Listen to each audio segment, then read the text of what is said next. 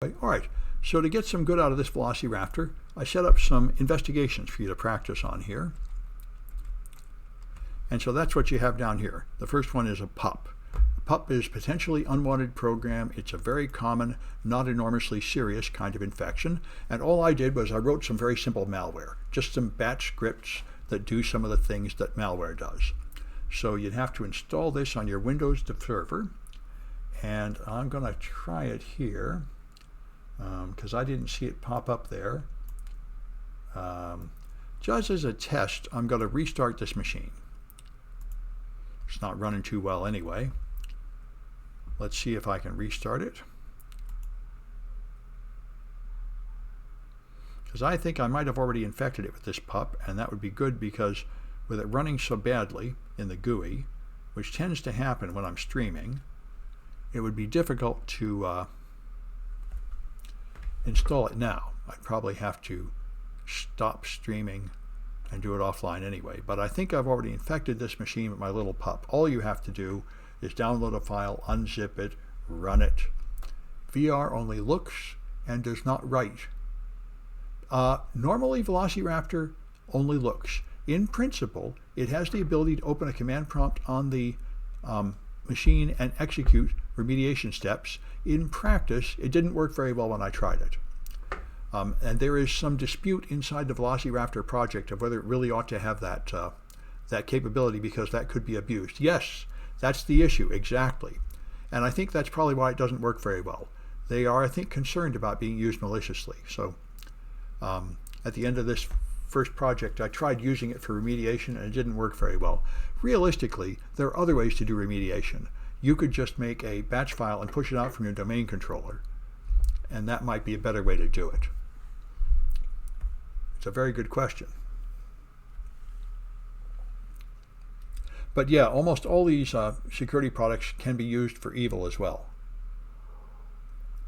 That's why they often call them dual-use products like Cobalt Strike. Cobalt Strike is used by legitimate pen testers and also by criminals. And that's true of Nmap and Mimikatz and almost all security tools. If it does something good, it could be used by a bad guy too. Yeah. Oh, I'm glad they covered, I didn't know they're covering Velociraptor in the SANS course, but I'm glad to hear it. Well, I think Velociraptor is wonderful. But of course, I'm real partial to free tools because we got no money to buy expensive ones. So I'll see if I can log in. All right, that's good. And now hopefully an irritating pop-up will appear. If not, I'm going to have to infect this machine and put my mouse moving like this. All right, I'm going to go get a powerful fan and blow it on my machine to see if I can make it run a little better. I got a cooler that's quieter, but I think it's less effective.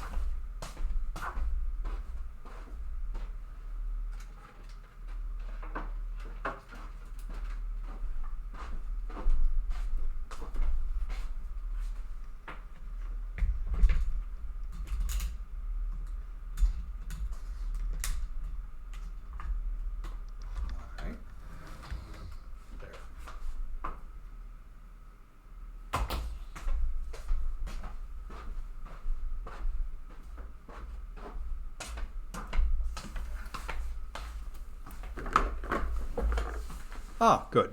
The pop-up shows that the machine is in fact infected. That's what I wanted to see.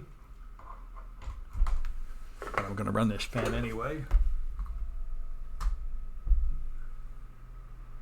There to make it hopefully cool off more and work better. Okay, so this is what I wanted you to see. This irritating box pops up saying your machine is pwned. Your computer is pwned by double bad. So that's just a message showing that's what PUPs are like. Some irritating pop-up shows up, an ad, that sort of thing.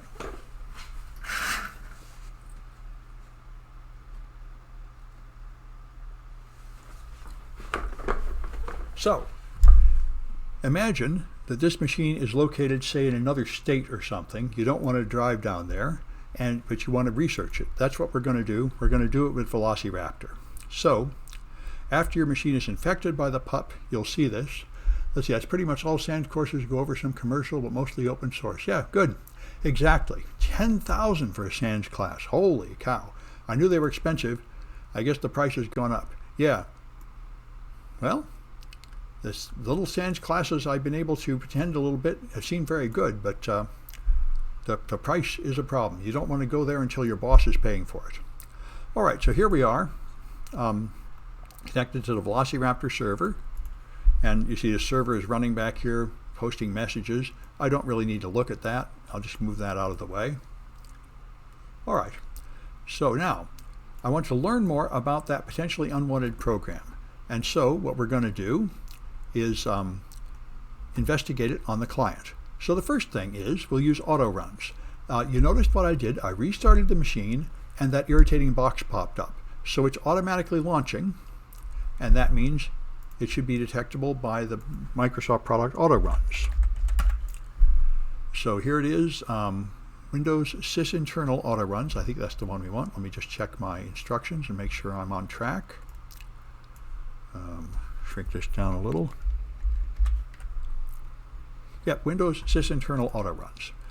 So what this is going to do, it's going to install the Microsoft tool, auto runs, which tells you what's automatically launching on the machine, and run it. And I could add parameters, but I won't at first. I'll just launch it, the default one. So here's auto runs running. And if you look at the log, you can see what happens. It's still running. There should be some information coming in the log before too long.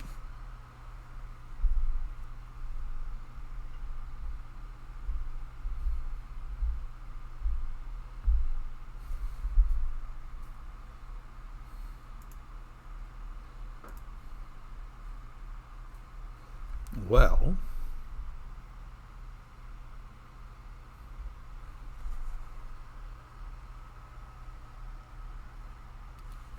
that's not encouraging.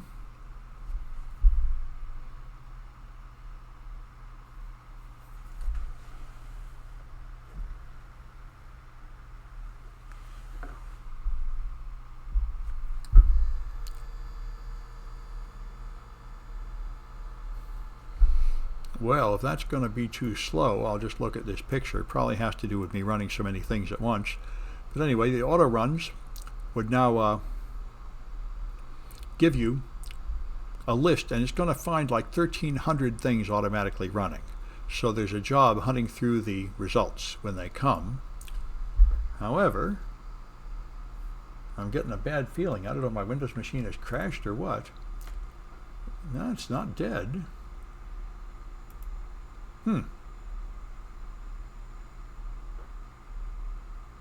But I'm getting no response. Well, this is going to foul up my demos if my Windows machine doesn't work any better.